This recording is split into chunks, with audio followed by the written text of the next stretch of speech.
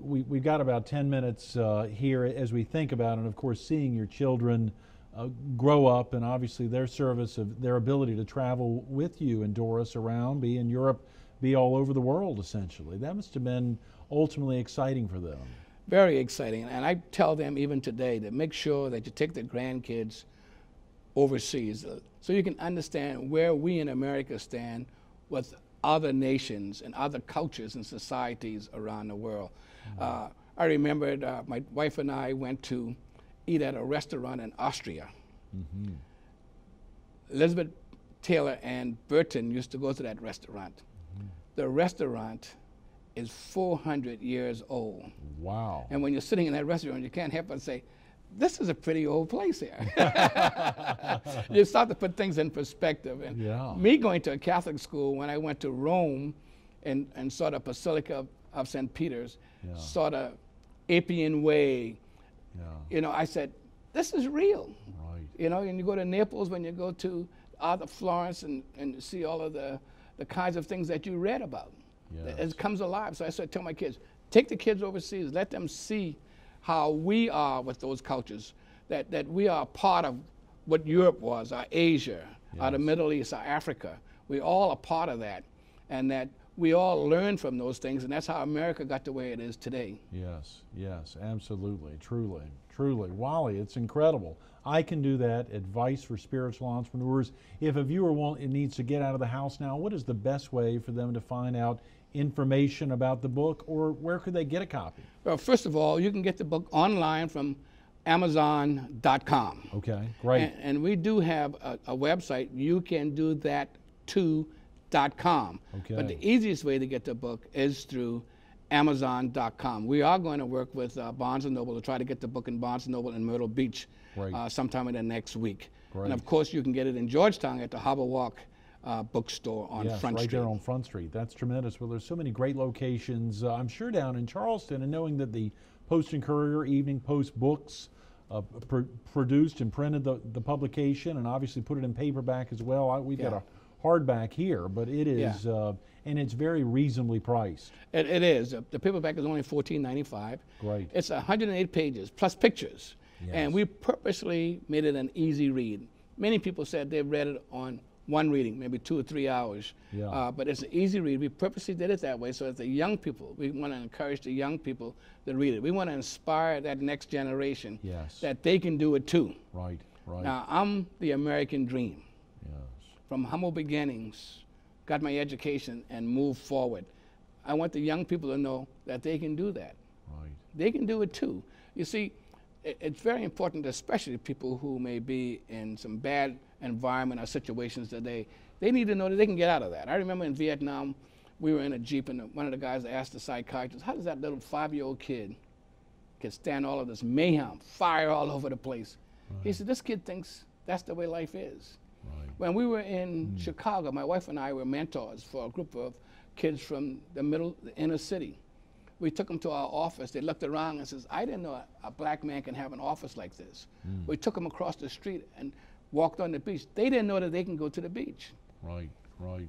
2 months ago, we were at a father-son thing in a place, and a young counselor brought a kid out of North Dorchester Road in Charleston, South Carolina, to the function in Mount Pleasant. When the kid crossed the bridge, he said, I've never been across the Ravenel Bridge. And he thought Mount Pleasant was in another state. Wow. These kids need to know, don't worry about the environment. If you trust in the Lord, you're willing to pray, you're willing to stay in school and get your education, and most of all, if you're willing to work, if you're willing to work, you can get out of where you are. You can do better. You can be a part of that American dream. Yes, those are tremendous words, Wally. Golly, I've got to say, even though folks can find it online at Amazon.com, they need to visit your website.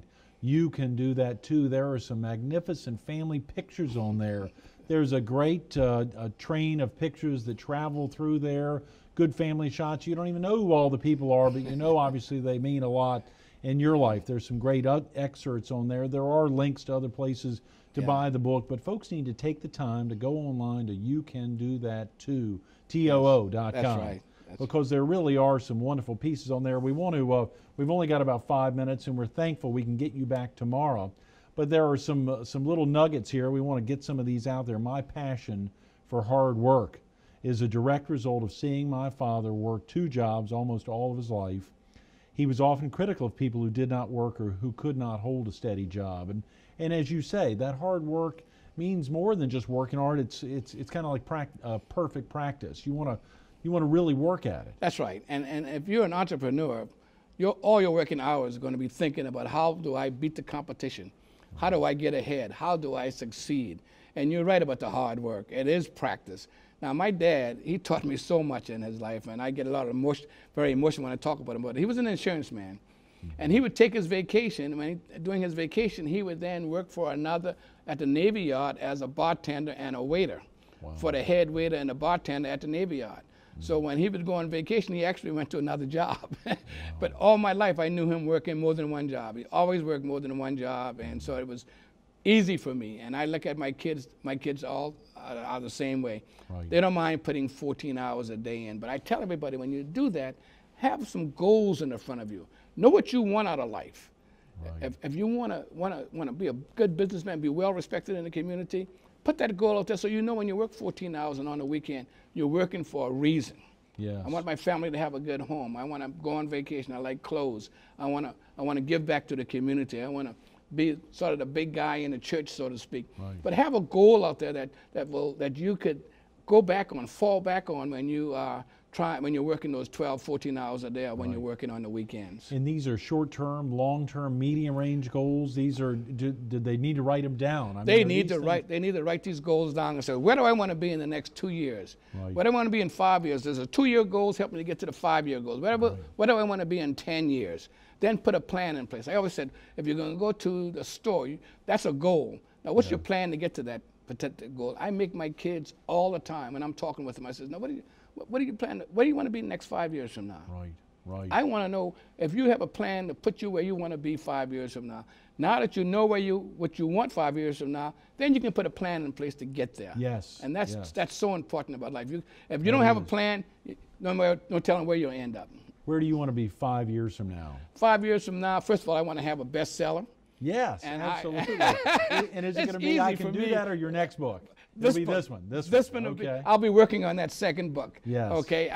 There's no doubt about that. And I want to be one of the guys that says, this guy gives back as much as he takes out of this community. Right. He really believes in that you're not successful, you're not completely successful unless you're sharing those successes with other people. Okay. Unless other people are enjoying the success that you have. And I like to be known as, here's a guy who made it, but he's given back as much as he received. That is tremendous. That is a 1-year goal, a 3-year goal, a 5-year goal, and until you lay down and give your last breath. Without question. I will always have goals in front of me, and I will always be an overachiever. And most time I would say I can do that. I love it, and it shows. Wally, we've run out of time, but you said you'd be willing to come back and be with us tomorrow. I would love to. Okay, that's great. Stay tuned for a little more All-American People with General Walter Johnson, Wally Johnson, author of I Can Do That, Advice for Spiritual Entrepreneurs, coming up next. If you want to hear about how General Johnson raised the capital, how he found investors to stand behind him and his wife as they launched Eagle Group International, you got to come back tomorrow for part 2 if you want to hear about the hardest part for Wally in writing the book. I Can Do That, Advice for Spiritual Entrepreneurs. You got to come back and be with us for part 2 tomorrow. If you want to hear how he wants to be remembered, you got to come back and be with us for part 2 tomorrow with General Walter F. Johnson III, Wally, as he's like to be known. Advice for Spiritual Entrepreneurs. Come back and be with us tomorrow for part 2. General Johnson, thanks again for being with us.